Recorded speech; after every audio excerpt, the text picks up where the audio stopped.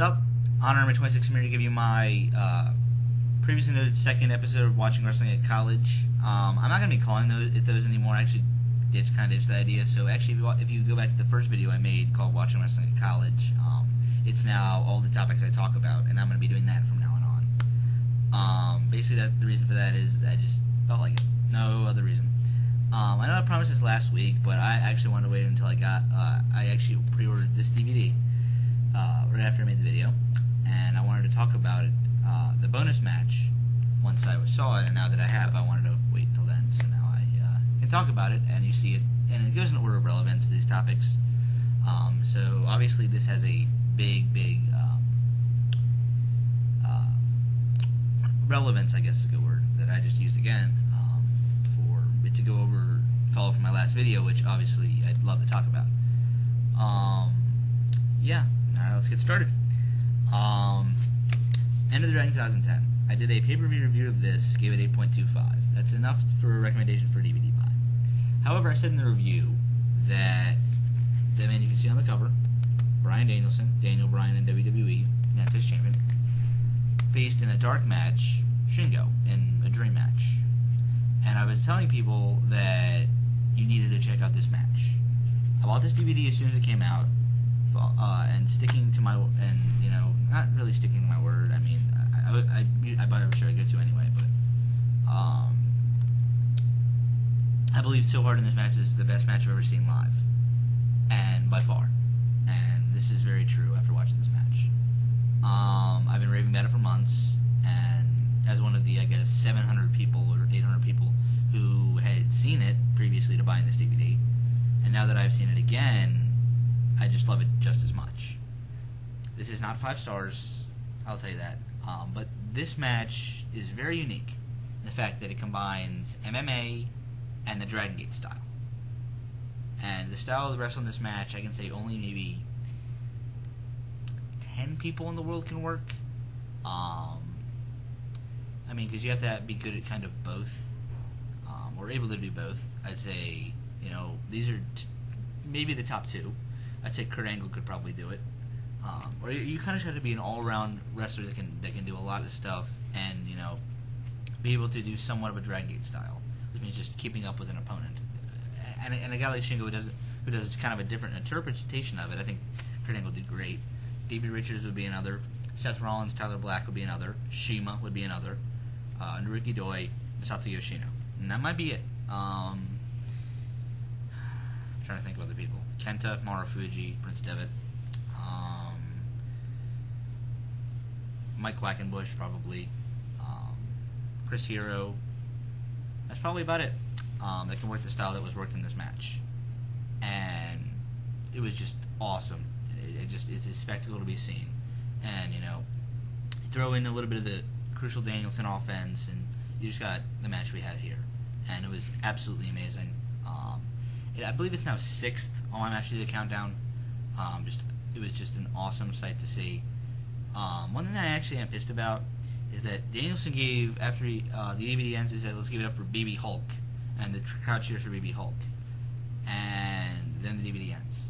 When, at the live show, Danielson gave a speech, and then the final countdown played. Maybe this may being that a lot of what Danielson said isn't relevant anymore now that he is back in the WWE. So maybe WWE told Dragon Gate that they can't put it on the DVD or something like that. But the speech was really good live, so I was kind of pissed to see that. But anyway, 4.5, a strong 4.5 stars. I couldn't give it 4 3/4. I mean, I know I loved it, but there was still a little bit of room for improvement. You know, you could have taken a little bit of the MMA stuff and just gone a little bit more balls to the wall. Could have been 5, but you know, just that's a minor gripe. I loved this. You definitely need to pick up this DVD. It's a great pay-per-view, and then you get this match, and then there's some great bonus features. You know, Dragon Gate USA, very good job with this DVD. I'm very stoked to have this. Pick this up. All right, that's one. Now we have follow-up from my last video. WWE's time to step up your game. I was very glad to see that a lot of people got the message in my video. I actually got a grade back for my speech I did on it. I got a 93. But anyway, my video that I did, I heard definitely Sanders Robin talk about it for a little while. I heard Big Rat basically do 9 minutes out of his however long minute video on it, recently, which I really do thank them for talking about it, because they really, really made me think about different ways that the video could have gone. One point that I really agree with that Big Red said, actually, is that, well,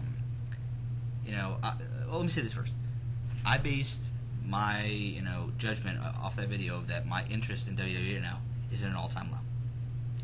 And, I mean, I was always interested. I mean, were the pay-per-views in 2006 better? Yes.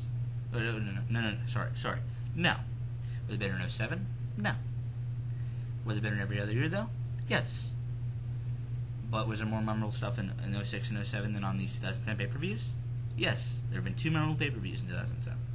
This is what happens when you're really tired of college. In 2010. Extreme Rules, WrestleMania. That's it. You can have individual matches here and there, like Team Nexus versus WWE at SummerSlam, but the rest of that show pretty much sucked. And, I was thinking about memorable moments, and, if I hadn't been in Extreme Rules Live, I might not think that might be memorable. I kind of connected with that pay-per-view. I might still, but, I can't say that for sure. When I knew, I'd say that for WrestleMania, though. Because I wasn't there, even though I'm going to be there next year. But, anyway. And then, well, just WWE right now has an all-time low interest. Like, the Redskins and the Eagles are about to play. I'm watching that, not Monday Night Raw. And I'm not going to flip at all, even though this is a 3-hour Raw. I'm actually taping the video during the first. I didn't even flip on Raw at all. It's going on right now, and I haven't watched any of it, and will not watch any of it unless I hear like something like Vader comes back and then has a match with Orton or something like that, or someone that really, really interested me in the past comes back and does something, which says good about past WWE, WWF, but not currently. So, unless I'm going to give them hope for Survivor Series coming up, even though I'm not interested in that pay-per-view at all. I mean, based on how they book the main event of Orton versus Barrett, I'm looking forward to see how they do it, but I'm not really looking forward to it at all. But for WWE stepping up its game, the guys need to push. It's obvious, and they just aren't listening. And a lot of the internet fans, and I saw some comments on this, which I actually didn't think about, the whole stand up for WWE thing, when they said, when stand up for WWE, when you're going to stand up for the fans and give us something we want to watch. That is something actually kind of cool to think about. Not cool to think about, but kind of interesting. The fact that if we're not satisfied with what you're doing, and we want us to stand up for you. I mean, we like your product, and we're obviously watching it to the point, but you don't give us what we want. Why would we give you what you want? I mean, you're not going to suffer, because 90% of WWE fans wouldn't even get that statement that I just said, because they're casual fans, but or maybe even 95, but it's whatever there. But thanks for all the positive feedback on that video. I did have a lot of fun making it, and I hope to do others like it maybe soon. Maybe do a take on that for TNA. Maybe just helping TNA. I'm not sure. I know Double Cross King did a series of videos called TNA. Maybe I don't know how I would do it. I mean, if I have time. I mean, I barely have time now to do this video, but it's whatever. All right. Next thing I want to talk about is the upcoming PWG December card called Cyanide: A Living Tribute to Poison. And basically it says my problems with it. Now, my problems with it are that basically this card entails the reason why I don't don't buy PWG DVD since PWG 7. And I haven't seen Hero vs. Tozawa yet, and I don't know if I will, even though people are saying it's awesome. I'm just not interested in Bola Night 1 and Bola Night 2. Outside of that match is zero. It's slim to none. I mean, there is some interest just because of that match and because of the prestige of Bola, which was hurt really bad this year. And I'm not going to buy Curse Gorilla Island. I mean, I don't see a point. And then you have this card, which has the main event of Peligro Abejas, Del Generico, and Paul London versus the Kings of Wrestling, Claudio Castagnoli and Chris Hero. The show to end out the year has no title matches on it. With a company that runs as little shows as you do, 12 a year, your titles need to be defended basically every show, if not more. You can have guys go to other companies and defend your title, like Joey Ryan did. Claudio is a new champion. His first match is teaming with Chris Hero, who he hasn't teamed with in PWG since, I want to say 07. Early 07, if not late 06. Yes, it's cool to see them together in PWG against Generico in London, but we've seen that match. I mean, we haven't seen that match before, but we've seen probably a better version of it with Cabana and Generico versus Castagnoli and Hero, and that match is probably going to be better than this one. You know, why aren't you going to have a tag title match? You know, it just doesn't make any sense to me. Why you can't have a tag title match? I mean, you could redo this card. Why not put, you know, after what happened at the last show that I heard, have, you know, Ryan Taylor and Chuck Taylor win the tag titles? I think that would be a great move. Or you know, they are facing Young Bucks, which if they win would be a great move. It's Brian Cage Taylor and Ryan Taylor facing the Young Bucks, which I actually think is a good move.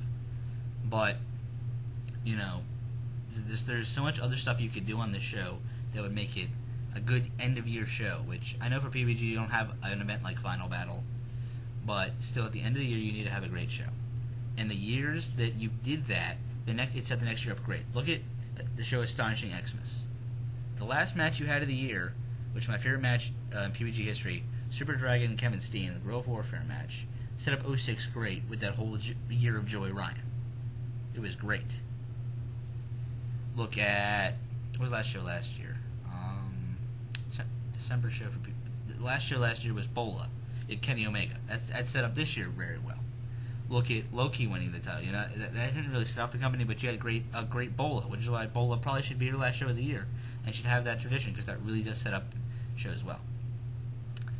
I know the rest of the card, you know, Kevin Steen and Akira Tozawa, that looks good.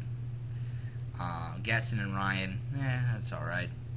Jacksons versus the Taylors, that looks pretty good. I actually really want to see that. Strong and Chuck Taylor, I actually do want to see that.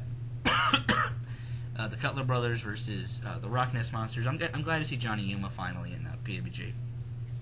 That match should be alright. And then Willie Mack, who I've never heard of before, versus Peter Avalon, who I've seen once or twice. Actually, I had matches against MB Wrestler 87 before. Actually, his name is not Mikey O'Shea, I think. But anyway, I don't really want to see that. But, you know, the card does look decent, but for PWG, decent isn't good enough. And you need to smarten up about that. The only thing I can see here is if Hero turns on Castagnoli and goes on a huge, huge heel title run after this, and challenges Castagnoli with the belt and wins it back. That's the only way I can see this match working. Alright. But if you're gonna go to the show, I'm sure you'll get your money's worth. Well, actually, it's $25. I don't know. Honestly, I wouldn't. I might skip the show if I lived in Southern California. I'd gone to PWG shows before. I don't know whether Mr. Narrator is going or not. Maybe you can leave a comment saying whether he is, or even if he's bought a ticket yet. All right, 2 quick reviews of ROH shows before I go. ROH Champions Challenge and ROH Tag Wars 2010. Let me start with the Richmond show.